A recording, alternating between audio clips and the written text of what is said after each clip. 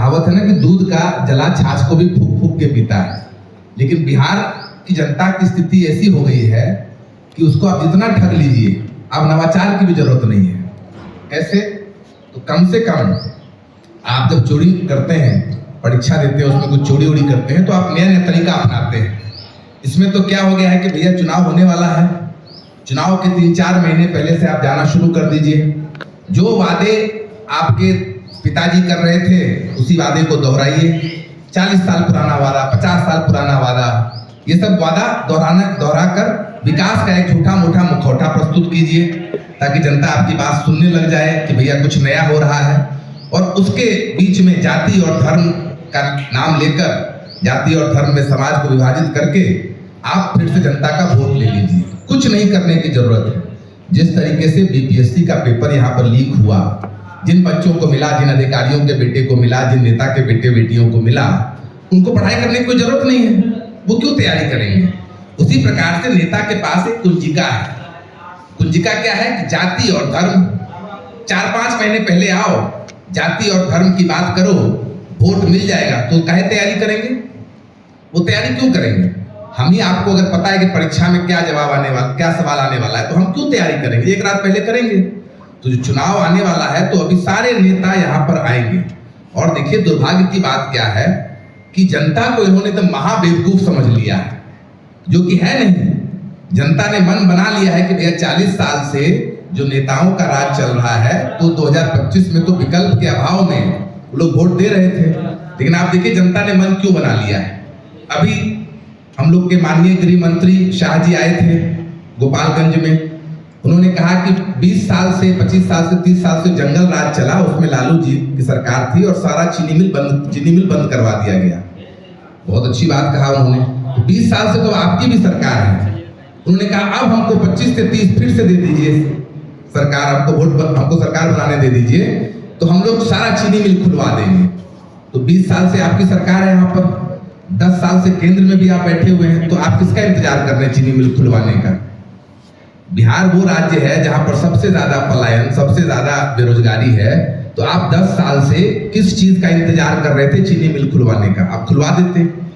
दूसरी बात, ये कहीं और जाएंगे तो रोजगार की बात करेंगे, बुलेट ट्रेन की बात करेंगे, बड़ी बड़ी फैक्ट्रियां खोलने की बात करेंगे, महिलाओं की बात करेंगे, पर बिहार आएंगे तो वही बस चीनी मिल, और इनके पास कोई एजेंडा नहीं है। तो अब राहुल गांधी जी आ रहे हैं, फिर आते रहेंगे, तो अगले 6 महीने आप देखेंगे बिहार में अलग अलग नेता आएंगे जो 40 साल पहले उन्होंने वादा किया है, जिसको उन्होंने 40 साल में पूरा नहीं किया है, उसको अब वो अगले 5 साल में पूरा करने का आपको दिखावा करेंगे। लेकिन वो तब होता है जब बिहार में कोई विकल्प नहीं है। अब प्रशांत किशोर जी ने 3 साल से जाकर गांव-गांव में विकल्प स्थापित कर दिया है, और वो विकल्प जनता की मदद से बनाया गया है। तो इसलिए जनता ने मोटा मोटी मन बना लिया है। तो अब ये चीनी मिल खुलवाने की बात करें या जाति के धर्म की बात करें, ये अब होने वाला नहीं है, ये संभव नहीं है 2025 में। इसीलिए जनता निश्चिंत है कि जनता का राज बिहार में आने वाला है। भूमिका विवेक जी ने आपको बताया है कि जो बिहार में परिवर्तन की बयार बह रही है, जो बदलाव है, पहली मर्तबा बिहार की जनता विश्व स्तरीय शिक्षा के बात की चर्चा कर रही है। खेत में, खलियान में, पान की दुकान में, लिट्टी की दुकान में, चाय की दुकान में विश्व स्तरीय शिक्षा की बात हो रही है।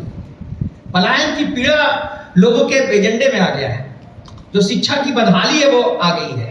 रोजगार, जो बेरोजगारी है वो लोगों के चर्चा में आ गई है। तो एक बदलाव की लहर पूरे बिहार में 35 साल से, जो बिहार में जनता, राजद और कांग्रेस, भाजपा और जदयू के मैच फिक्सिंग से जो 35 साल से सरकारें चल रही हैं, 15 साल लालू जी और उनकी श्रीमती राबड़ी देवी जी, और इधर नीतीश जी और भारतीय जनता पार्टी का जो गठबंधन है, इसकी जो सरकारें चल रही हैं, उनसे जनता 35 साल से। और महान समाजवादी चिंतक लोहिया ने कहा है कि जिंदा कौमें, समाज की जिंदा जो लोग होते हैं, जिंदा कौम 1 सप्ताह से ज्यादा इंतजार नहीं करती है। ये 35 साल तो बहुत बड़ा पीढ़ियों का अंतर हो गया है।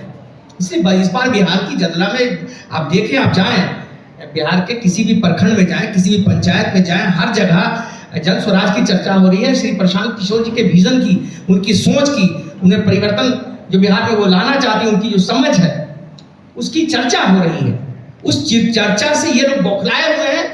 जिन लोगों ने सभी गुजरात लोगों ने हमेशा गुजरात में इंफ्रास्ट्रक्चर डेवलपमेंट का काम किया, सारा औद्योगिकरण वहां होगा, बुलेट ट्रेन वहां चलेगी।